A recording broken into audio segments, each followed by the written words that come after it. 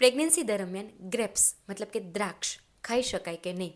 ઘણા બધા લોકો એવું માનતા હોય છે જો કાળી ગ્રેપ્સ ખાવામાં આવે પ્રેગ્નન્સી દરમિયાન તો બાળક કાળું આવે છે.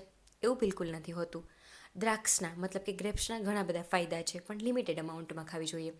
વાત કરીએ છીએ આપણે ફાયદાની, તો ગ્રેપ્સની અંદર, દ્રાક્ષની અંદર ફાઇબર્સ હોય છે, એન્ટીઓક્સિડન્ટ્સ હોય છે, વિટામિન સી હોય છે, વિટામિન કે હોય છે, અને એની સાથે કેલ્શિયમ અને મેગ્નેશિયમ હોય છે.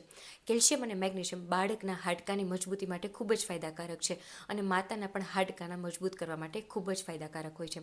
એની સાથે સાથે ફાઇબર્સના લીધે જે લોકોને પ્રેગ્નન્સી દરમિયાન કોન્સ્ટિપેશન કે અપચાની કમ્પ્લેન રહેતી હોય તો આનાથી દૂર થઈ જાય છે.